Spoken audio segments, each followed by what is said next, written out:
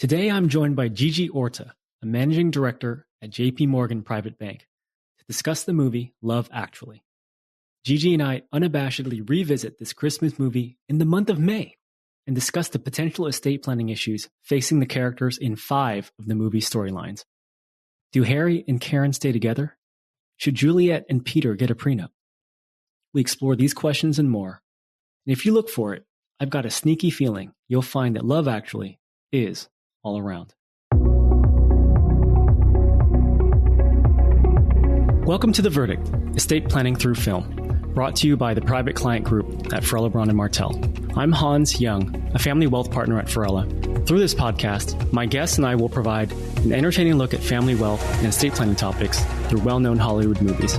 Each episode will focus on a single movie as we discuss fun facts, review our favorite scenes, and engage in thought-provoking discussions of real-world legal issues. And lastly, do you agree with our verdict? Is the movie a guilty pleasure or just not guilty?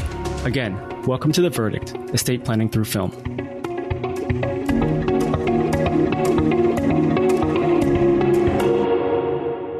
Well, I'm excited to have Gigi Orta as my guest on the podcast today. Gigi is a managing director at JP Morgan Private Bank, where she specializes in estate planning and tax strategy. She's watched Love Actually every year for nearly 20 consecutive years.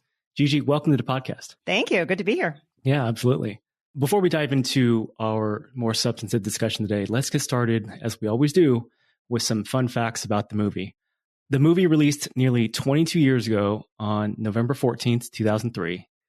It was a box office success, grossing $251 million worldwide on an estimated budget of $40 million. It's directed by British screenwriter, producer, and director Richard Curtis, who's well known for his romantic comedies, so including 4 Weddings and a Funeral, that's 94, Notting Hill, 99, and Bridget Jones's Diary, 2001, all of which starred Hugh Grant. Love Actually, this movie has become a top Christmas movie for many. Personally, I didn't see it in movie theaters. Maybe a year or so after it released, I was at a friend's house with a few friends, and someone must have had this on DVD and suddenly turned it on. It was really kind of random because it was not in a romantic setting, nor was it Christmas. I think whoever had it just really wanted to share their love for the movie and pass it on. I remember liking it, but I don't think I saw it again for many years, probably at least like 10 years after that. And then I've seen it, just during the holidays when it's on here and there in bits and pieces. And I did a full rewatch preparing for this. When did you watch this movie for the first time, if you can remember, and why has it become an annual favorite of yours? Yeah, I did not see it in the theaters. I saw it at home for the first time, but only a year or two after it was released. And it was a little bit of a controversial film. It's kind of a dividing, either people who love it and people who hate it. I fell into the camp of people who loved it. And then it became a tradition that we would watch it every year on Christmas Eve as we wrapped presents. I have maintained that every year consecutively since that first time I watched it. I fell in love with the stories. I think I'm a hopeless romantic, which will come out as we talk about this film. For sure. Well, that's great. No, you're certainly not alone. I think a lot of folks have really grown to love this movie. We're going to be talking about a Christmas movie it's May 7th, and let's just do it. So a couple other fun facts here. The airport greetings at the beginning and end of the movie is real footage. So Richard Curtis had a team of cameramen film at Heathrow Airport for a week. And whenever they would record something that they felt was appropriate and would fit into the movie, they got people's permission to use the footage. Another one I found, the lake that Lucia Moniz, I think, that's Aurelia's character, and Colin Firth are swimming in was actually only 18 inches deep, and they had to kneel down and pretend to be in deeper water. So that's when I think she accidentally, all of his pages blow into the water there. It was also covered in mosquitoes. Yeah. That same fun fact. It was covered in mosquitoes. I saw that as well. Yeah. Apparently he was badly bitten, and I guess his elbow swelled up to the size of an avocado, which is pretty specific, requiring medical attention. So don't accuse Colin Firth of not really, really committing to a character.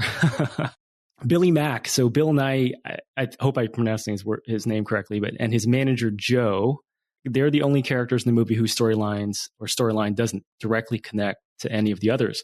All of the other main characters are linked somehow through family, friendship, or work. Some of them are work colleagues. The word actually is said more than 20 times throughout the movie. And I think the phrase love, actually, I mean, I know it's said once in the beginning when Hugh Grant is doing the voiceover. I don't know if it's said again. I don't know if you found that or not. I don't know if the actual title's in it. I always think it's kind of interesting when the movie title itself is somehow, finds its way into the script somehow.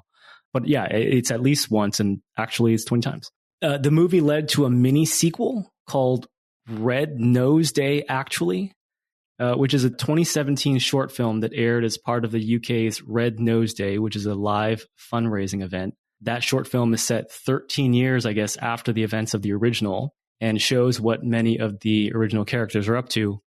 Sadly, Emma Thompson, who plays Karen in this, chose not to take part because Alan Rickman, who played her husband Harry in the original movie, he sadly died the year before in 2016. And so they chose not to include her in that. In December 2015, so again, these are like over a decade after the movie released because it came out in 2003, scriptwriter Emma Freud answered fan questions and confirmed that Harry indeed had an affair with his secretary, Mia. I think when the original movie, it doesn't make that, very clear. It sort of hints at it, but it's entirely possible, I think, when you watch the movie, that he was just, having a flirty relationship. It saddens me. Yeah. I was going to say, when I found this fact, I mean, she waited a long time. I mean, fans were stuck there for like 12 years thinking or hopeful that maybe nothing happened. But that was a long time. I would think, she would have maybe released that fact, or they would have come out with that, shortly after the film was made so that they wouldn't leave people in suspense. But in that communication, she also revealed that Harry and Karen stay together in the story, but that their home isn't as happy as it once was. And we're going to come back to this point about Harry and Karen during one of our later discussion points. But did you find any other fun facts that you thought you wanted to share? I did find a couple of other fun facts. So the number one song that plays, the song that they turn into a Christmas song, Love Is All Around Us, is the theme song in 4 Weddings and a Funeral. Oh, that's right. Yeah. And there are a lot of Richard Curtis's family members in the film. So his own daughter plays the second lobster in the Nativity. That's great. And his son is the wise man with the Spider-Man face paint. Got it. And also he intentionally named Colin Firth's character Jamie after his own brother so that his kids could say, "I hate Uncle Jamie." That's funny. Those are good ones. Yeah, I actually, it was hard finding some of I thought I would find, given that there was, this is an ensemble cast. There's so many movie stars in this. I thought we would find some more, I don't know, salacious facts. I didn't find all that many. So that's all I had. So normally here, I would ask us to talk about our favorite scene. And I actually do have a favorite scene. So maybe we get to it anyway. But I thought, appropriate for this movie, which again features this ensemble cast. It's got, I think, somewhere between like 9 or 10 storylines. I thought we would do and talk about our favorite storyline instead. Just go ahead and quickly read through I have 9 contenders here. We've got David and Natalie. That's, Hugh Grant. He's the prime minister. Natalie's a member of his staff. Juliet, Peter, and Mark. Mark secretly loves his best friend Peter's new wife, Juliet. Harry and Karen, and Mia. So Harry and Karen are married, as we mentioned, and Harry ultimately has an affair, we find, with his secretary, Mia. There's Jamie and Aurelia. Jamie's a writer, discovers his girlfriend is cheating on him with his brother, then retreats to a French cottage and meets Aurelia, his housekeeper. John and Judy. I think the best way to describe them is they're body doubles for, quote, unquote, romantic movie scenes is where I'll leave it. Sarah, Carl, and Michael. So Sarah has a crush on her coworker, Carl. And her brother, Michael, has a mental disability, and Sarah cares for him. The last 3, Sam and Joanna, and Sam and Daniel. So after the death of his wife, Daniel cares for his stepson, Sam, and Joanna is his crush at school. And then there's Billy Mack and his manager, Joe. Billy Mack is a rock and roll legend. Joe is his longtime manager. And then there's Colin, played by Chris Marshall. And I guess his relationship to American women. He travels to America to find girlfriends after being very unsuccessful in Britain. Which of those 9, and I know maybe this is difficult because you love the movie so much, but which of them is your favorite storyline? Okay. So before I get to my favorite storyline, which I do have one more fun fact, which is that scene where Colin goes to America and meets the 3 American women. And there's a scene where they undress him. and you see it through the window, he returned his paycheck for that day. I actually think it was fantastic. I don't even need to get paid for this. I actually think I did come across that one. Yeah, which I absolutely loved. As the hopeless romantic, I think my favorite storyline is Jamie and Aurelia, even though it's ridiculously unbelievable that they don't speak the same language and they can fall in love that quickly. I do love that storyline. And I love David and Natalie because it's a happy ending. And then I am a former practicing estate planning lawyer, and I did really enjoy the story of Sam, the young boy, and his relationship with his stepfather after his mother dies. I thought that was just a really sweet storyline. Yeah, agreed. That's actually my favorite. I think that it just, being a parent myself, I think how both of them go through this tragedy, right, of losing, Sam's mother and Daniel's wife, and that they're going through this together, and that as a result of that, they have this blossoming relationship as a stepfather and stepson. And I think it's just really poignant. I really love it. I also liked the David and Natalie one. I just think it's like, I love Hugh Grant. I mean, Hugh Grant has taken on, even since this movie, he was already a big star, right? He had several successes in the movies we mentioned even earlier. But now I feel like in the latter part of his career, he's hit this like new revered status, as one of the elder statesmen actors. And I feel like looking back at some of this, like he's just really good in this role. And so I do like it. Yeah. Let's see. So I said I would share my favorite scene. But I think if you have one, feel free to do it as well. That scene with Karen, with Joni Mitchell playing in the background in the bedroom, where she, essentially realizes, right, discovers at Christmas time, the necklace that she thought she was getting was actually not for her, and that Harry had bought it for somebody else. And she realizes, and again, unbeknownst to us at the time as the audience, how far he'd actually taken that relationship with Mia. That is so touching. And I think it's just, she does so well. I read that, I guess she did it 12 times. She filmed that scene 12 times that day. And it was the only thing they asked her to film for that day. And I think that song by Joni Mitchell, I forget the name of it, it's like Both Sides of Love or something like that, is really touching as well. And just the perfect backdrop for, again, just what was really a sad scene, but was done really tastefully and really well. Yeah. I also read that she relied on her own personal relationship. Her husband was having an affair. Was that Kenneth Branagh, right? Yeah, it was Kenneth Branagh. Yeah, I saw that as well. Do you have a favorite scene or? Well, I have seen this movie, as you mentioned, coming up on probably 20 times consecutively. And I cry every single year in the very last scene when Sam gets that little kiss from Joanna and he runs back through the airport and jumps into the arms of his stepfather. Yeah. That big little boy hug, and I cry. It makes me cry every single time. That's the one that gets you. No, that makes sense. I love it. And then I also love the ending for Jamie and Aurelia when he says, "You learned English," and she said, "Just in cases." Yeah, exactly. And it's become a term in my family where when we will say, "Oh, why did you do that?" and someone in the family will say, "Just in cases." That's good. That's great. Yeah, Sam's love interest, I guess the young actress who plays Joanna, Olivia Olson, apparently the other thing I read was that she sang that song, when they're doing the pageant, she sings that song so well that they actually had to, in like post-production, add sort of like imperfections to it. Like I think they added her taking breaths and things and making it sound less good than an actor, which is, for her age, I think she was pretty young when she did it. It was pretty impressive. Yeah, very impressive. Well, we've gone through a lot of these, all the storylines here, or at least the major storylines. And I wanted to reflect the fact that there's so many, there's an ensemble cast. I wanted to focus on several of them. We're actually focused on 5 of them specifically. And we're going to use this is the category estate planning opportunities. And we're just going to run through these situations and scenarios and talk through some estate planning opportunities that these characters should have considered or should consider in their situations. Of course, I have to say, let's assume, because this movie obviously takes place in England, let's assume that California law governs in the Love Actually universe. So the first one I wanted to focus on is Juliet and Peter.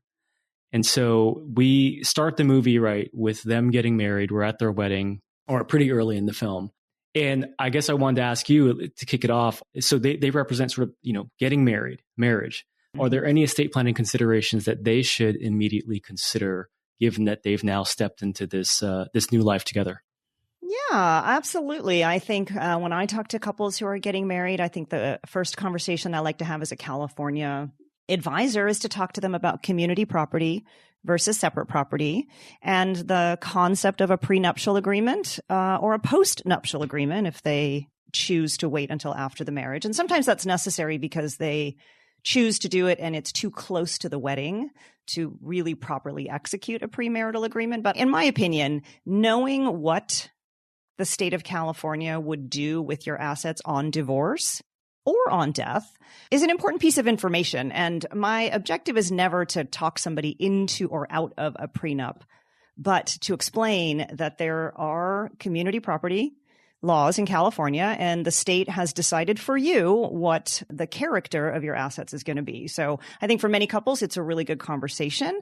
And they might want to, for this couple getting married, they might want to have a conversation about, well, what will be my separate property and what would we consider to be community property? Yeah. And just as a reminder for folks, community property, generally, we're talking about assets that are acquired during the marriage, where separate property includes assets acquired before marriage, gifts, or inheritances. So again, those are general definitions.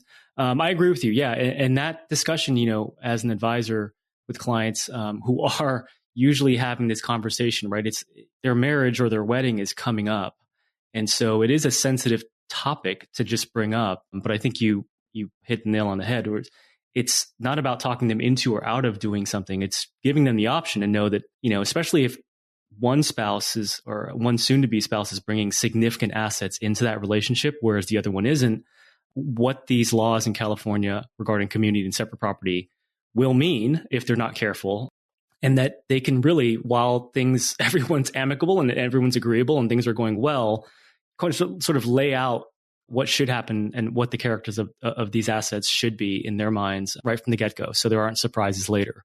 Absolutely. And it could be very confusing because there can be a combination of character in the same asset. So we know that Peter is a filmmaker.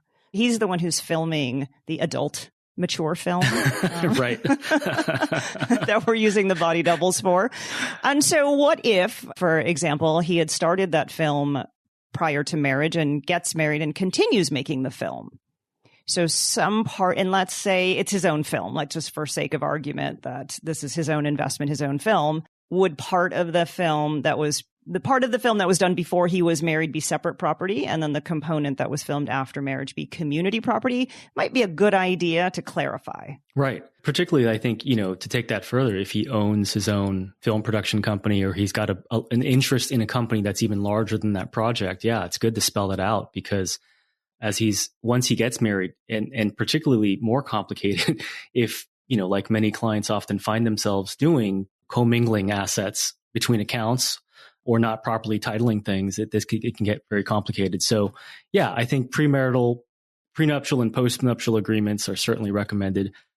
The other one I had was, I think Juliet and Peter should consider updating, but perhaps even creating for the first time some core estate planning documents. So typically in California, I agree. Yeah, in California, that would be their revocable living trust, their pour-over wills, healthcare directives, powers of attorney, titling assets accordingly. And so at the very least, if they've already got a plan, each of them individually, they should update it, because more than likely they'll want to, or they may want to, have a joint trust, and where it makes provisions for each other and also takes advantage of, certain tax efficiencies like the federal marital deduction and things of that nature. But if they don't have a plan, also a good time to create a plan, especially if they're planning to have children or have grow their family. It's just good to have these things in place, because as we know, and I've covered in prior episodes on this podcast, if you don't have a plan, well, California intestate laws will have a plan by default for you, and that's probably not the plan you want in most cases. So a good idea there. Any further thoughts on the estate planning action? Yeah, I actually think that having the prenup conversation and the estate planning conversation together softens the idea of the prenup. And the way I like to talk about it is to say every relationship, this is very uplifting, every relationship will end either on death or divorce. There really is no other option. That's how every marriage will end, one of those two circumstances. And at either one of those junctions, we're going to need to know what each spouse owns. And so the idea of saying, well, this premarital agreement is going to define what's community and what's separate. But at the same time, I want to sign an estate plan that says, if I die happily married, I am giving you all of my assets, whether in trust or outright. We can debate that, the pros and cons there. But defining the character, whether something is community or separate, is necessary. Somebody will have to decide that at some point. So why don't you as a couple do that today? And not contemplating divorce necessarily, but just defining what's community and what's separate so that on death, I can leave my assets, whatever they might be, to you because we're happily married at that time. I think it's helped soften the prenup conversation. Yeah. To consider doing the estate plan at the same time. Yeah, I totally agree. And as we said earlier, I mean, these are conversations that are only going to get more difficult because once the relationship sours, if it does, you can imagine, like in Juliet's case, if they're now about to divorce, let's say, I mean, it's only going to be so much more difficult for Peter to convince her that, hey, this film production company that's worth perhaps millions of dollars is entirely mine, despite the fact that there was a lot, the marriage coincided with it and there was overlap and all the other bad facts for Peter that there might be. So good things for both of them to think about. I think let's move on to Harry and Karen, who we've talked about a little bit already. For this discussion, let's assume that they ultimately do divorce, right? So Juliet and Peter, they represent sort of for us those who are in a marriage or going to be married. Harry and Karen, let's assume that they're going to represent for us a couple who finds himself unfortunately divorcing. We know that in the movie they stay together, but if they do divorce, I think the natural reaction based on some of the guidance some of the discussion points we've already made is that they would likely rush to update each of their individual estate planning documents and perhaps beneficiary designations, life insurance designations or maybe retirement designations. But I guess I wanted to point out that they should be careful about doing that because of something called an ATRO, which stands for Automatic Temporary Restraining Order.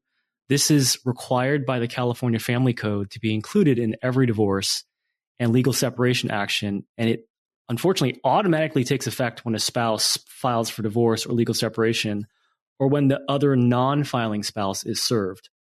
And the intent of this order is that it restricts certain actions during divorce involving community property, children, insurance, and it does extend to certain estate planning actions, including amending one spouse's revocable trust without the other's consent, for example. And again, if you think about it from a broader point of view, the intention here is to freeze the status quo of the marital estate so that during the divorce, you don't have one spouse taking actions from a financial or asset or even with respect to the children that are going to be harmful to the other out of spite or out of, greed or something. And so there are some exceptions that we can, I didn't want to go through them in detail, but there are some exceptions to this rule. But any other thoughts to that? I think that if Harry and Karen find themselves divorcing, that they should speak with an advisor because they need to navigate around this ATRO before they go ahead and change their estate plan. I think it's very surprising to couples that this restraining order is automatically placed when they file for divorce. And so I do agree they should be aware of that, consider it. I guess my question to kick it back to you is, what advice would you give to a client that says, I want to get divorced? What should I do in advance? Is there anything that they should do before they file? Yeah, that's interesting. I mean, it's the ATRO is kickstarted by the actual filing. So prior to that, they may decide that they want to make changes to their plan. And again, some of these, this kind of bleeds into some of the exceptions. Even under the ATRO, you can revoke a trust and you can create a will. What you can't do is you can't fund revocable or irrevocable trust. But the key here too is that these restrictions are so long as you don't have the consent of your spouse, right? Or soon to be divorcing spouse. If they obviously agree to it, then that's okay. But there may be some steps that I think that spouse could take in advance. And again, if you sort of understanding the intent of these rules, it's intended to protect the community, right, from actions by one spouse. So, a spouse's separate property, certainly before the filing, they can take actions to redirect those assets or update designations beforehand. But yeah, I think it's something that, again, it sort of underscores the importance of these big life events and speaking with, someone who's a qualified expert in this field to kind of run through this, because you're right. I mean, I don't think, the law doesn't take into account what someone's going through personally and emotionally. If someone is in the position where they're probably going to be filing for divorce, or the last thing they're thinking about are these rules. And yeah, there's a lot of complication there if suddenly, especially if, again, the scenario that we often encounter with our client situations are, you have one spouse who has a lot of significant assets compared to the other, and that spouse is going to be highly motivated after filing or after they're being served with divorce papers to change their plan. I love the idea of the will that says, while this divorce is pending, we do revoke the joint trust, but I do have a will that says this is what I want to happen with my assets once it's determined what I do own. I will share a horror story, a war story from an estate planning friend of mine who had a client who was so close to the divorce, and it was the day that the divorce was final. He went out on the boat, popped the champagne to celebrate, had a massive heart attack and died at 9 a.m. And the divorce was final at noon. So his ex, who he was hours from being soon to be ex, he was hours from being divorced, ended up receiving the full inheritance. Wow. Because he didn't execute a different plan. So the old plan was still in place, and he celebrated just a little bit too soon. Yeah. Yeah. In our last episode that we released, a colleague and I talked about Mamma Mia and that movie. And we underscored sort of some of the same concept, that it's very important to make sure that you stay on top of your estate planning documents. I think all the time is the right answer, but particularly when there's a big life event, the birth of a child, death, divorce, marriage, these are all sort of keys to say, is there anything I can do to better protect myself, my loved ones, and my assets? And I think in Harry and Karen's situation, if they do divorce, they absolutely should talk to somebody, but they should exercise some caution. And, Karen's so sweet. I mean, the fact that we actually know that in the movie they stay together, she probably would have consented to any changes he wanted to make anyway, is my guess. But nonetheless, very, very wise and prudent to get some advice on that. Let's move on to our third set of characters. So this is Daniel and Sam, who we mentioned. Daniel's wife, I think I forget her name in the movie. I don't know if it's Joanna. It's Joanna. Yeah. So she dies, and I think was it of an illness? I think she had an illness, or it wasn't like a sudden tragic accident, I don't think. I think it was cancer. Yeah. And so she dies. Her biological son is Sam, who is, how old do you think Sam is? Probably under maybe like 8? 12?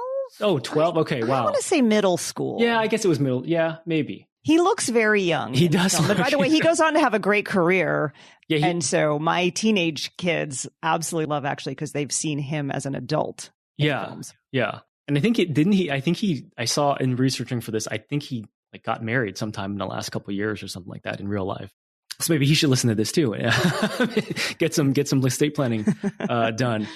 Sam is Joanna's biological son, but obviously that's Daniel's stepson. And so their storyline is, as I mentioned, my favorite, but it highlights a lot of issues that I think are very relevant to from an estate planning perspective. And I mean, first of all, sort of if you just take Joanna's character, and she dealt with cancer and illness, right, for who knows how long prior to her death, it highlights some very important considerations even for her. And so I think in the movie, when he's giving the eulogy, I think he makes a mention that she had a lot of requests, and these were like post-death requests. And one of them, which becomes a running sort of gag in the movie, and I think, but is that Daniel brings Claudia Schiffer to the funeral as his guest or date. And then of course it turns out Claudia Schiffer does make a cameo. And I think, they get together at the end, right? They do. Yeah. They do.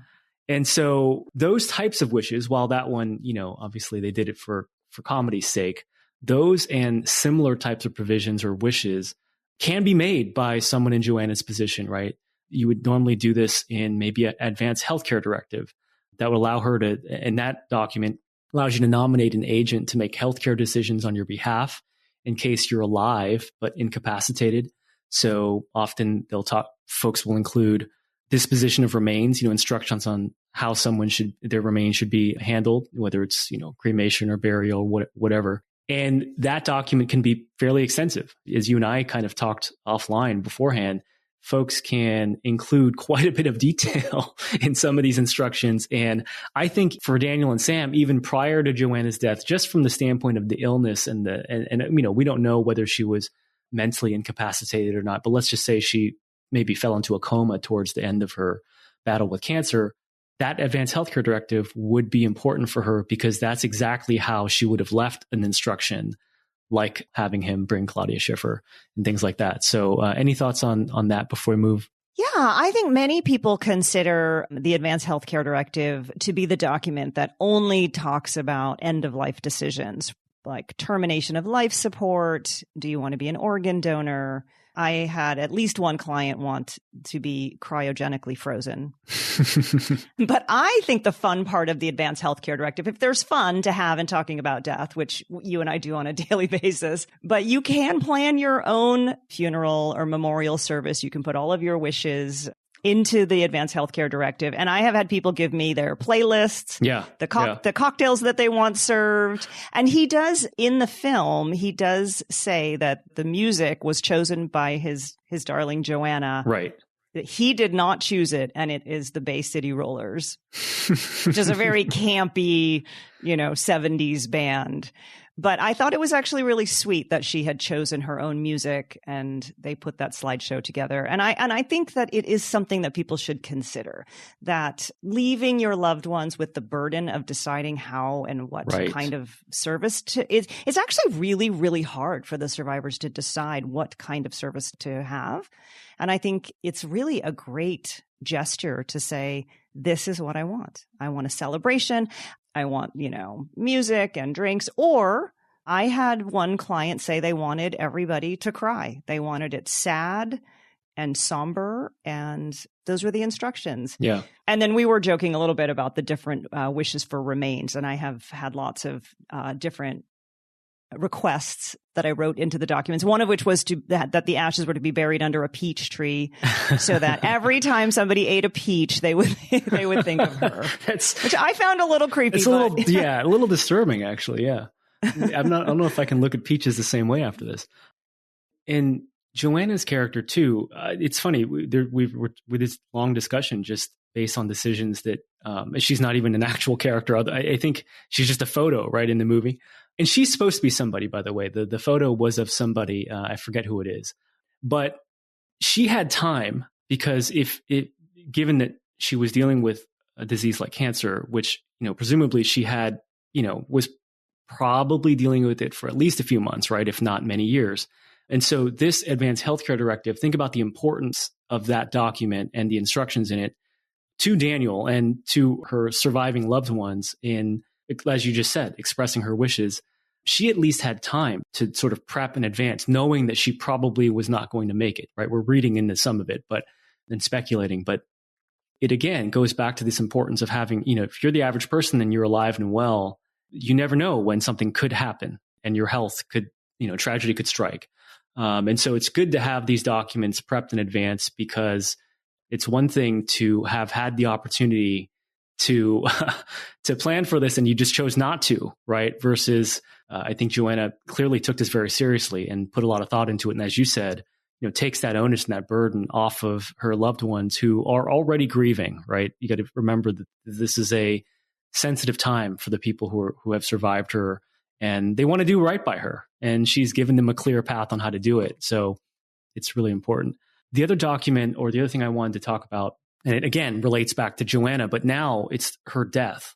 What should she do? And knowing that she's got a minor child in Sam, very important to nominate guardians or a guardian for him. And again, that would be a part of her core estate plan. Normally, sometimes it's done in the will, sometimes it's done as a standalone nomination document.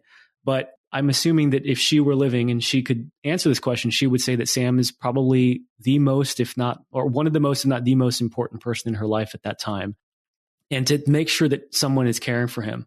And so, you and I, we can debate this, I guess, but who do we think she probably named in her nomination? It's probably, I mean, I think it's Daniel, right? Because Sam's biological father, this movie better than I do. Is he even mentioned in the film? He's never mentioned. We don't know if there was a biological father. Right. It's possible that she had Sam on her own. Right. I mean, that's a very reasonable possibility. It's possible that there is a biological father who wants nothing to do with Sam. It's really, we don't know, but he clearly ends up spending his time with his stepfather. Right.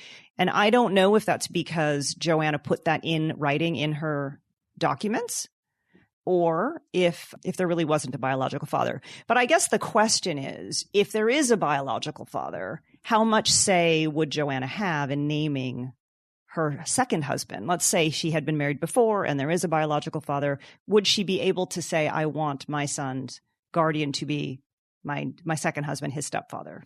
Yeah, I mean, she could certainly do it and put that in the document. But as you and I know, I mean, this would practically play out after her passing in a guardianship proceeding.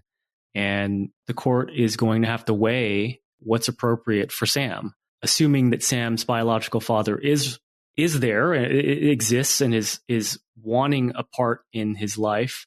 That would be a decision. It would be a tough decision, I think the court would have to make. But I would think that unless there's some extenuating circumstance in that father's life, like whether it's financially or, maybe his living conditions are not appropriate, that the court would probably have more weight to the biological father. But again, it's hard to say. I mean, it also, we don't really know. I think here we do know in the movie. Well, actually, what I don't know is how long Daniel and Joanna were together. And like, if Sam has been with Daniel since he was like 2 years old, I would think that would make a difference too. It's important too, from an estate planning perspective.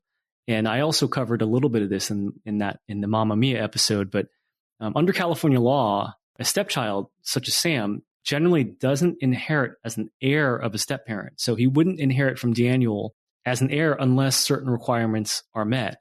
Some of those requirements are the step-parent, so this is Daniel in this case, has had no surviving spouse, which we know it's true. Joanna's passed. No biological children of his own, which I think we know is true. No parents, siblings, or other close relatives. So if there's no one else kind of left in Daniel's life from a next of kin standpoint, then that stepchild might step up into inheriting and into the shoes of those others. There also needs to be clear and convincing evidence that the step-parent would have adopted the stepchild, but for a legal barrier. And in Sam's case, what is working in his favor is that exception requires the relationship began while the stepchild was a minor and continued throughout their joint lifetime. So at least, if that's the case, Sam's got that going for him, right? So he's obviously a minor and he spends, like you say, the majority of his time in Daniel's care. So I think that probably would be good for him. But nonetheless, I mean, Daniel should just, if he loves Sam as much as the movie depicts him as loving him, and the relationship is blossoming as it is, he should just update his estate plan. That's like the common 100%. Yeah, he should 100%. just make this clear. Let's not rely on what California law would say. He should just amend his plan. And you and I, we don't need to spend a lot of time on this, but we were discussing, just the idea of, Daniel can always choose to adopt Sam formally. But I think in that case too, I mean, he's going to need the consent of Sam's biological father, assuming he exists. So again, it's just good I think it would be wise for Daniel to explore all of these scenarios and his wishes, right? And I think the movie leaves us in a position where I think he would probably have adopted him.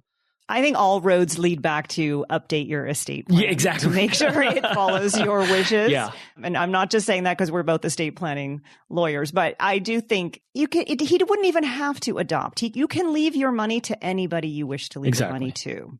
Yeah. And I do think the guardianship component is important. At Sam's age, again, we don't really know Sam's age, but I'm going to assume he's around middle school. I always found it really interesting that the California courts really have a duty to the child.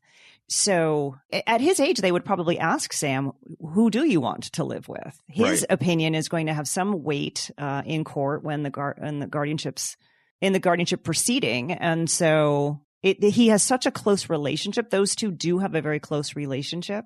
So it wouldn't surprise me that Sam would choose to stay with Daniel. Yeah, it's hard to imagine in their universe that they wouldn't end up being Sam wouldn't end up living with and being cared for by Daniel. I think that's probably the likely outcome.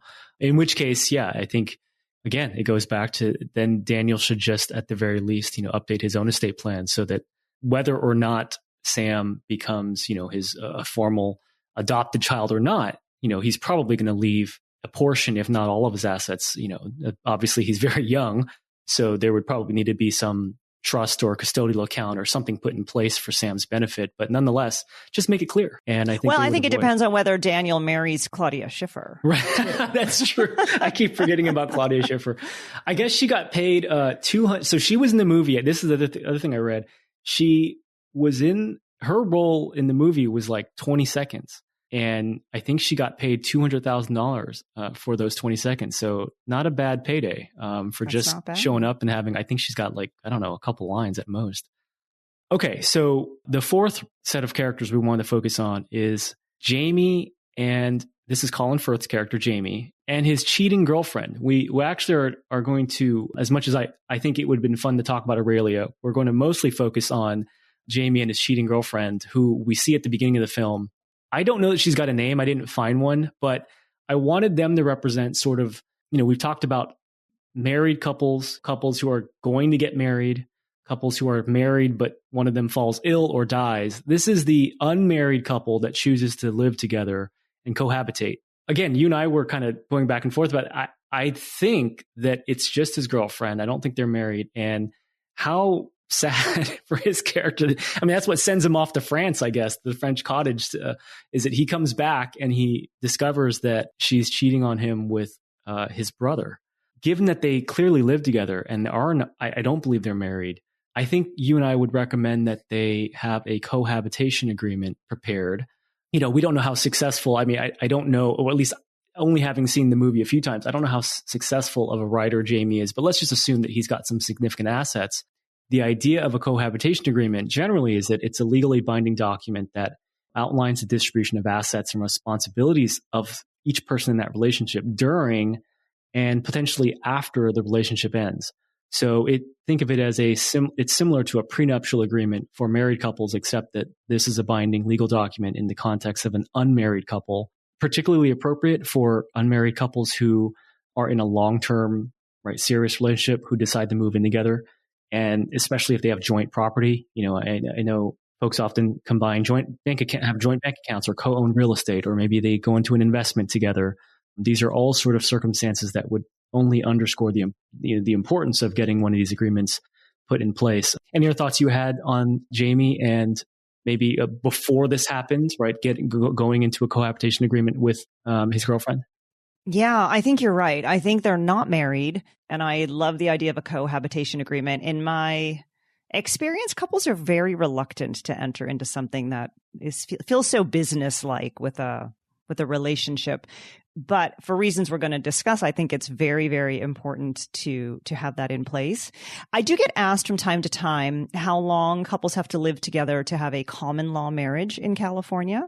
And I think it's surprising to some people that there is no notion of the common law marriage here in California. So, and in some places, certainly in some other countries, at least one that I know of, if you live together for one day, you are considered to have a common law marriage. Wow, one day.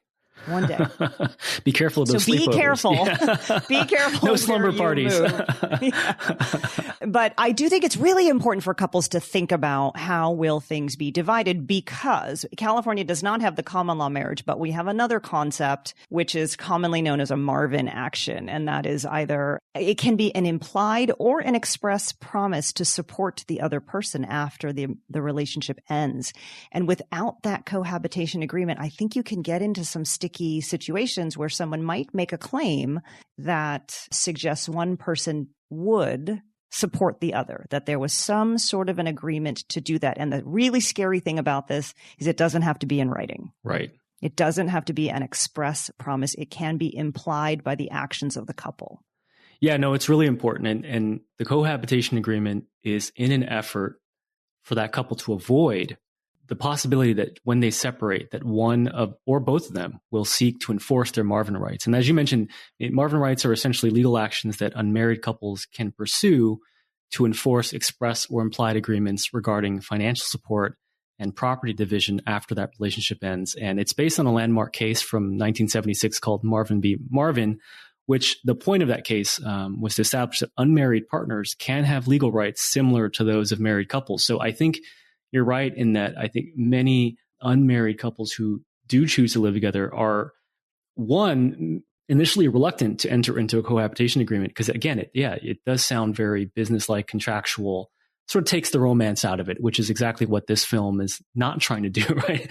I think it stands for love and romance, and so this is not that. But when you sort of understand the sometimes very severe consequences under these Marvin claims, it would be wise to put agreement like this into place so that, again, it's just while the couple is on good terms and everyone's happy, and if you can get around the idea of putting this into place, period, then it's better to talk through how property should be divided or who owns what, when, again, it's only going to get more, that conversation is only going to get more difficult once there are tensions in the relationship or if there's a desire to separate. So, yeah, we don't know in this film if this couple owns their apartment that right. they live in, their flat. But if they did, let's say it's in one person's name, but the other person's contributing to the mortgage payments. Is that person building equity? Does that person have an ownership interest in that house when they split up? I think that's something that the cohabitation agreement would address. Super helpful, because you're right. At the time when you need to know,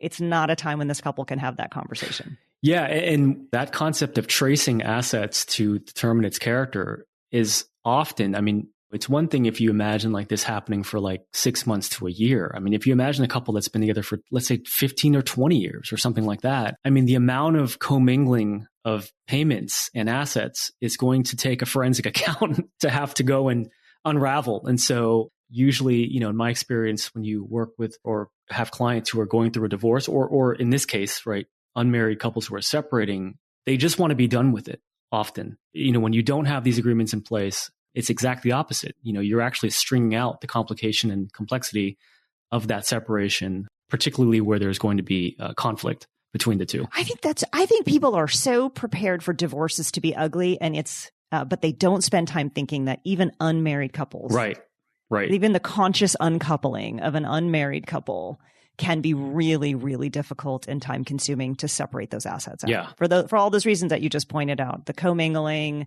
the contributing to one person's assets, it's very, very complicated. So you may choose not to get married because you want to keep that breakup easy. We're here to tell you that's not it's not going to be easy. Always the case. Right. Yeah, I think that's where the movie, makes it probably, it's just, this is Hollywood, where Jamie just is able to immediately separate and he just, flies off to a cottage. He jumps right into the next relationship. He proposes to Aurelia at the end. So yeah, in real life, he would be at his lawyer's office working through these Marvin claims, probably. That's right. That's right. Not writing a terrible murder mystery. That's right. Without making a copy. Who doesn't make a copy? Exactly. No, totally. Writing by the window with loose pages. I mean, come on. All right. So our last set of characters here, this is Sarah and her brother, Michael. So Sarah obviously has her love interest in the movie is Carl, her coworker, but we wanted to focus on Sarah and her brother, Michael. I think it's made pretty clear. I mean, he's in an institution where he's suffering from a mental illness of some sort. And I just wanted for them to represent or just to highlight the fact that in estate planning, someone's capacity is a common issue that we have to deal with at times. And it's important because, and this is not an exhaustive list by any means, but just thinking through some of the things that someone's capacity can affect in the estate planning context, it affects your ability to create a will, right? Someone's testamentary capacity, which is probably lower than most people think. There's the ability to enter into a contract. There's the ability to serve as a trustee, which obviously is a necessary part of having trusts. And as we mentioned earlier, or alluded to, the ability to make healthcare decisions for yourself. All of this rests on this idea of someone's mental capacity. And so, Michael sort of, we know that he's suffering and he's not in a position to care for himself. And so that's why Sarah, she's obviously hired help to help her because she's got a full-time job herself and can't be there physically. But I think her character and her brother's character really, exemplifies sort of the complications and the complexities of having someone in a position, a family member, for instance, or worse, a client, the actual client who, suffering from a mental illness where their capacity is determined to not be there, then it really affects their ability to do planning. And really, you can't enter into an estate plan, right? You can't create a will. You can't create a trust unless you've got at least testamentary capacity. So again, I just wanted to point that out, that I think that's really important. And any other thoughts you wanted to add to that? Yeah, I mean, this storyline is very sad to me, but if the movie is about love, like clearly her great love is Carl, but she ultimately chooses her brother over her own personal relationship because that sibling love is stronger to her and her sense of obligation. And listen, special needs, like children, family members with special needs is a very real thing for our clients. And they have to consider what to do and how to provide for those beneficiaries after death. And I think what happened in this storyline is I think their parents have passed and it's now Sarah's responsibility to take care of her brother. And you can see the toll that takes on her. Mm-hmm. Absolutely.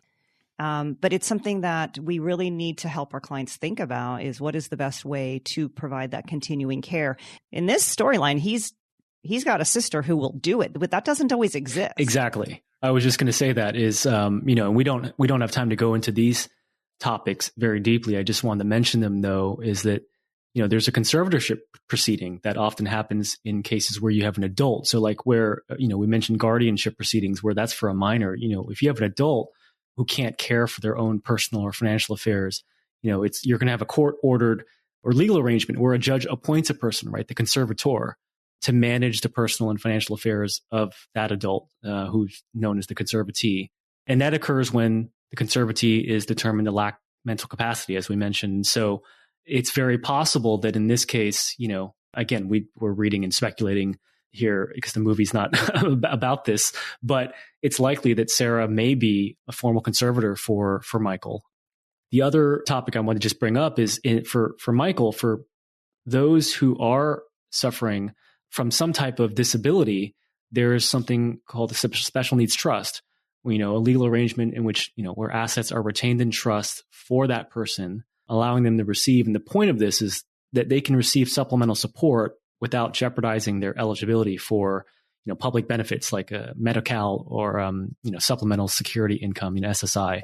So again, those are deep topics that we can probably spend much more time on. But I think I just wanted to end this Sarah and Michael discussion by saying, I think you are exactly right. The movie really, I think, has an accurate portrayal of the toll emotionally and physically that caring for someone with special needs in the family can have. Sarah basically, despite her love for Carl, just gives up on it to the point where Carl, which sounds like it was to her benefit. I mean, Carl doesn't sound like he was a great guy. If he was just because she answered a couple of phone calls from her brother, he basically wanted to kind of lost interest. So probably for the best for Sarah, but yeah, it has taken an extreme toll in her life to the point where, the movie goes out of its way to show you that every single time Michael calls, like she drops everything to talk to him. So one of the best scenes in the movie, in my opinion, is when she does get Carl to her doorstep. They go inside the house and she says, "I'll be back in just a sec." And she goes around the corner and does that little happy dance and then gets it together and goes, "Okay, I'm ready." Yeah. Then she goes up to her bedroom and like cleans it up and she puts the teddy bear under the bed. She gives it a kiss. Or she gives it a little hug. Yeah. This was a great, there were so many topics I think we wanted to explore. And I think we've at least hit on a lot of them. This last part here, we get to the verdict. I think I know your answer: guilty pleasure or not guilty. So if it's guilty, you enjoyed the movie but feel guilty about it for any reason. Not guilty, that means you either disliked the movie or loved it. So it cannot possibly be a guilty pleasure in either case. For me, it was not guilty. I like the movie. I appreciate the fact that it's a Christmas time favorite for a lot of people. There's so many stars in here, like almost before they were stars, right? Like Andrew Lincoln is here before his Walking Dead, the decade-long, Walking Dead series. There's a lot of folks here who end up being really, really big names, and I think it's cool to see them at a point in their careers where, I think Colin Firth and Hugh Grant are kind of carrying this. But there's so many people in here. Like January Jones is one of the Billy Mack dancers. There's so many folks that you end up seeing and knowing later in the short years to follow. So I think for me, not guilty. What about you? Oh, for me, it's 100% not guilty. I embrace this film. I make my kids watch it. I will continue to watch it every year on Christmas Eve, always, and enjoy it every single time. And apparently cry every single time. Well, that's great. So what we've learned today is that, one, the relationships in our lives are both beautiful and sometimes complicated. Whether it is getting married, having children, going through a divorce, caring for an ill family member, or experiencing the death of a spouse, there are often legal and estate planning steps you can take to protect and provide for yourself and your loved ones. And as Rowan Atkinson's character, Rufus, the jewelry salesman, taught us, sometimes a bag is so much more than a bag. Gigi, thanks so much for joining me. I had a great time, and I hope you did as well. And then hopefully we can do this again sometime. Thanks for having me. That was fun. Perfect. I'm Hans Young with my guest, Gigi Orta, a managing director at JP Morgan Private Bank, and you've been listening to The Verdict, Estate Planning Through Film, brought to you by the Private Client Group at Farella, Braun, and Martel. Thanks so much for joining us, and keep watching movies.